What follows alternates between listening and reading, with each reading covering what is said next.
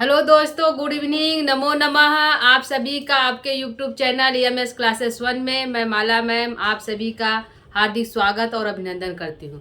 दोस्तों, हमारी जो क्लास चल रही है प्रश्नोत्तरी के अंतर्गत जो हम किराता अर्जुनियम से प्रश्न उत्तर कर रहे हैं। ठीक है, इससे पहले हम जो है नीति शतकम के प्रश्न उत्तर पढ़ चुके हैं। ठीक है दोस्तों, यदि आपको नहीं प्राप्त हुआ है तो आप जाके चैनल को सब्सक्राइब करिए और प्लेलिस्ट में जाकर उसको देख सकते हैं। जो हमारी प्रश्नोत्तरी है किराता अर्जुनियम दोस्तों, इसका जो प्रथम सर का 46 श्लोक है, 46 श्लोक है। इसको जो है हमने यूट्यूब जो है पढ़ा दिया है, पढ़ा कर प्ले लिस्ट में रखा हुआ है, स्टोर है। यदि आप उसको देखना चाहते हैं, पढ़ना चाहते हैं 46वें श्लोक को जो प्रथम सर का है, तो उसको आप जाकर देख सकते हैं। ठीक है दोस्तों, तो आइए हम जो है स्टार्ट करते हैं आज की हमारी प्रश्नोत्तरी। पहला प्रश्न हमारा यह कहता है कि पहला प्रश्न पढ़ते हैं दोस्तों, क्या है। पहला प्रश्न कर रहा है ब्रजंती ते मूर्धीय पराभवम। ठीक है, यह सुक्ति किसकी है। ठीक है, पूरी लाइन इसमें है, यह जो है पंक्ति है, सुक्ति है, द्रौपदी की जो है दृष्टि से कहती है।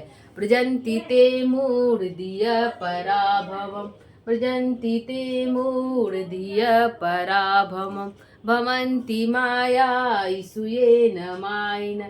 इसमें द्रौपदी कहती है दृष्टि से, जो मूर्ख लोग होते हैं, ब्रजंती थे, जो मूर्ख लोग होते हैं, ऐसे मूर्ख लोग को जो है मूढ़ लिए जाते हैं, पराजित हो जाते हैं।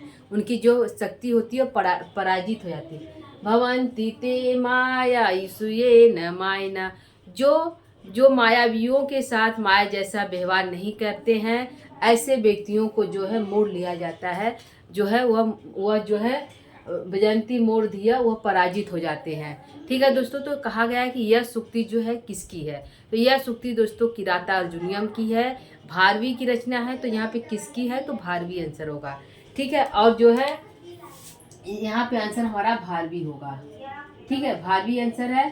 लेकिन यह कहा किसने है, तो द्रौपदी ने युधिष्ठिर से कहा है। प्रथम सर का जो श्लोक है, इसमें जो है द्रौपदी जो युधिष्ठिर से बोल रही है। ठीक है, दूसरा प्रश्न देखते हैं दोस्तों। दूसरा प्रश्न है किराता अर्जुनियम का कथानक लिया गया है। जो किराता अर्जुनियम है, इसका कथानक कहाँ से लिया गया है, इसका उपजीविका क्या है। ठीक है दोस्तों, कहीं न कहीं से जो है कथानक, कवियों ने कहीं न कहीं से अपने कथानक को लिया है। तो यह जो कथानक कहाँ से लिया गया दोस्तों, तो यह जो है महाभारत के वन पर्व से लिया गया है। ठीक है, किससे लिया गया दोस्तों, महाभारत के वन पर्व से लिया गया है। कुल महाभारत में कुल 18 पर्व है। ठीक है, तो वन पर्व हमारा जो है तीसरा पर्व है। पहला है आदि पर्व, दूसरा सभा पर्व, तीसरा वन पर्व। तो यह वन पर्व से लिया गया है। किराता अर्जुनियम का कथानक लिया गया है महाभारत के वन पर्व से, महाभारत के वन पर्व से। ठीक है दोस्तों, दूसरा अगला प्रश्न दोस्तों, आदपत्र किस कवि की उपाधि है। जो आदपत्र हमारा है, कहेंगे कि जो आदपत्र है यह किस कवि की उपाधि है, किसको उपाधि दिया गया आदपत्र, तो भारवी को दिया गया। किसको दिया गया दोस्तों, भारवी को दिया गया है, भारवी की उपाधि है। ठीक है, भारवी की उपाधि है। ठीक है दोस्तों, अगला चौथा प्रश्न है भारवी का समय विद्वानों ने क्या माना। जो भारवी का समय है, कहा था मतलब भारवी समय कब से कब तक है, तो भारवी का समय दोस्तों 600 ईसा पूर्व के आसपास माना जाता है। ठीक है दोस्तों, कितना है, 600 ईसा पूर्व के आसपास माना जाता है। 600 ईसा पूर्व के आसपास जो है भारवी का समय माना जाता है, ईसा के आसपास।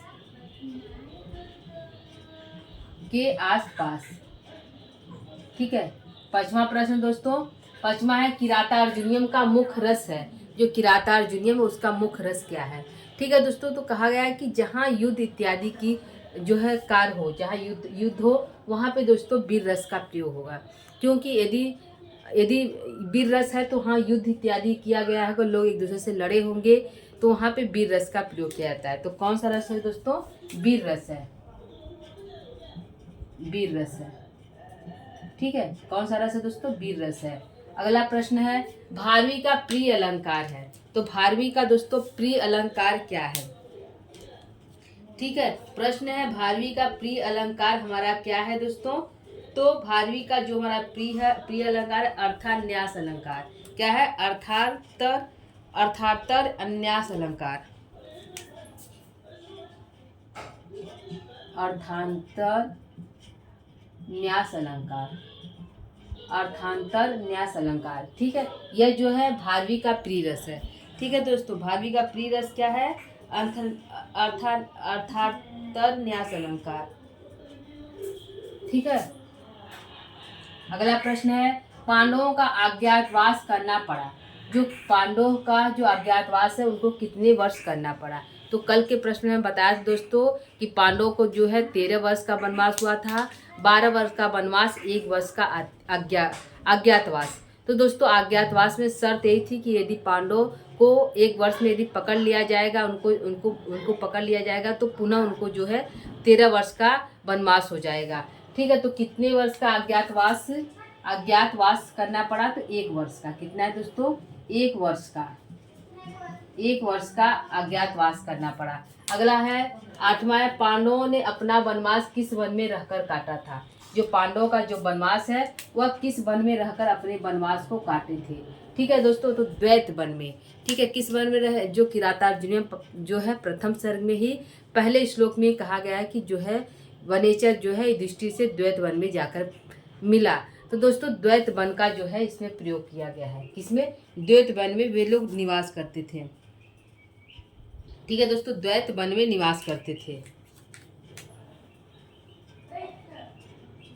द्वैत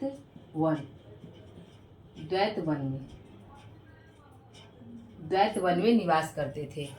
ठीक है, अगला प्रश्न दोस्तों ब्राह्मणों के वेश में।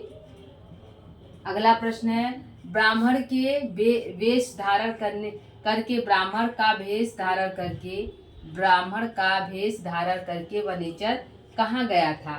ठीक है, ब्राह्मण का भेष धारण करके वनेचर कहाँ गया था दोस्तों? तो हस्तिनापुर गया था।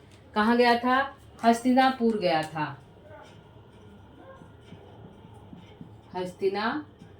था। ठीक, अगला प्रश्न है ब्राह्मण का भेष धारण करके वनेचर कहाँ गया? तो हस्तिनापुर गया था। किसने भेजा था? युधिष्ठिर ने भेजा था। क्यों भेजा था? वहाँ के जो है प्रजा के बारे में जानने के लिए कि हस्तिनापुर में प्रजा जो हमारी है वह सुखपूर्वक है कि नहीं, और राजा दुर्योधन जो है किस प्रकार से प्रजा के प्रति अपना व्यवहार कर रहा है, यह जानने के लिए युधिष्ठिर वनेचर को जो है हस्तिनापुर भेजे थे। ठीक है, अगला प्रश्न है द्रौपदी युधिष्ठिर को किसके प्रति उकसाती है? ठीक है, द्रौपदी जो है युधिष्ठिर को किसके प्रति उस्काती है? तो दुर्योधन के प्रति उस्काती है। किसके प्रति? दुर्योधन के प्रति उस्काती है। दुर्योधन के प्रति उस्काती है। ठीक है, दुर्योधन के प्रति उस्काती है। अगला प्रश्न है भारवी की माता का नाम था।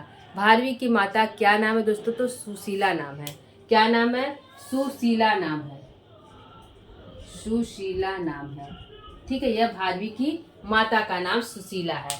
ठीक है, अगला प्रश्न है किरातार्जुनीयम किस विधा का काव्य है? जो किरातार्जुनीय हमारा काव्य है वह किस विधा का? वह काव्य महाकाव्य है कि नाटक है कि उपन्यास, मतलब क्या है? ठीक है, तो यह जो है जो किरातार्जुनीय किस विधा का काव्य है? तो यह एक महाकाव्य है। क्या है? यह एक महाकाव्य है। महाकाव्य है।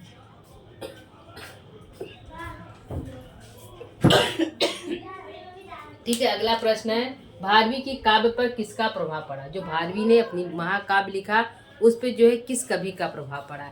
तो कवि के पूर्ववर्ती कवि और उत्तरवर्ती कवि कौन है? ठीक है, कवि के बाद के कवि कौन है और कवि के पहले? तो भारवी के पहले जो कवि थे कालिदास, उनका प्रभाव जो भारवी की रचनाओं पर पड़ा, और भारवी के बाद के जो कवि हैं माघ, और उन पे जो है भारवी का प्रभाव पड़ा।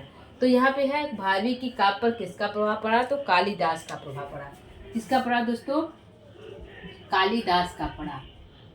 कालिदास का प्रभाव पड़ा जो है भारवी के काव्य पर। ठीक है, प्रश्न है भारवी के काव्य पर किसका प्रभाव पड़ा? तो कालिदास का। ठीक है दोस्तों, ये हमारे जो थे 13 प्रश्न थे। प्रश्न को एक बार फिर से देख लेते हैं दोस्तों, रिपीट करते हैं। पहला प्रश्न है ब्रजंती ते मूर्धिया पराभव, यह सूक्ति किसकी है? तो भारवी की है। किरातार्जुनीयम के भारवी की जो रचना है किरातार्जुनीयम उससे है, तो भारवी की रचना। अगला है किरातार्जुनीयम का कथानक लिया गया है तो महाभारत के वन पर्व से लिया गया, यह वन पर्व तीसरा है। ठीक है। अगला है आठपत्र किस कवि की उपाधि है, तो भारवी की आठपत्र उपाधि है। अगला प्रश्न है भारवी का समय विद्वानों ने क्या माना, तो 600 ईस्वी के आसपास जो है भारवी का समय माना गया है। किरातार्जुनीयम का मुख्य रस क्या है, तो वीर रस है। किरातार्जुनीयम जो है भारवी का प्रिय अलंकार क्या है, तो अर्थांतर न्यास अलंकार। ठीक है। और भारवी को जो है अज्ञातवास के लिए पांडवों को कितने वर्ष का अज्ञातवास हुआ था, तो 1 वर्ष का अज्ञातवास हुआ था।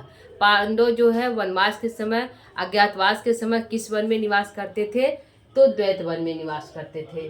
ब्राह्मण का वेश धारण करके वनेश्वर कहाँ गया था, तो हस्तिनापुर गया था। ठीक है। द्रौपदी युधिष्ठिर को किसके प्रति उस्काती है, तो दुर्योधन के प्रति उस्काती है कि आप जो है कब युद्ध करेंगे और अपनी राजधानी को पुनः कब प्राप्त करेंगे, इसके प्रति उस्काती है और उसको क्रोध दिलाती है कि यदि राजा युधिष्ठिर यदि क्रोधित होंगे तभी युद्ध करेंगे, बिना क्रोध का व्यक्ति कोई कार्य नहीं करता है। तो इसी के प्रति जो है द्रौपदी बार बार कह के कि आपको क्रोध क्यों नहीं आ रहा है, आपके भाई ऐसे हैं, आपकी जीवन शैली पहले कैसी थी अब कैसी, इस प्रकार वह बातों को कहकर वह युधिष्ठिर को दुर्योधन के प्रति उस्काती रहती है। अगला है भारवी की माता का क्या नाम है, तो सुशीला नाम है। किरातार्जुनीयम किस विधा का काव्य है, तो एक महाकाव्य है। ठीक है। महाकाव्य एक ही रचना भारवी की है जो महाकाव्य है, जो बृहत्रयी के अंतर्गत गिना जाता है। ठीक है। अगला है भारवी की काव्य पर किसका प्रभाव पड़ा, तो कालिदास का भारवी की काव्य पर प्रभाव पड़ा। ठीक है दोस्तों, ये हमारे टोटल 13 प्रश्न दोस्तों। उम्मीद करती हूँ कि आपको समझ में आया होगा। ठीक है दोस्तों, तो यदि आप इसको पढ़ लेते हैं तो आपके जो है मतलब परीक्षा जो भी है, जैसे बिहार की, यूपी, टीएसटी, पीएसटी की है, वहाँ पे यह जो है सिलेबस लगा हुआ है, तो उसके इम्पॉर्टेंस से यह प्रश्न जो है इम्पॉर्टेंट हो जाता है उसके हिसाब से। ठीक है दोस्तों, तो आज के लिए इतना ही। कल जो हम इसी जो है आगे के प्रश्नोत्तरी के लोग पुनः उपस्थित होंगे। तब तक के लिए मैं माला आप सभी से इजाज़त लेती हूँ। तब तक के लिए नमो नमः।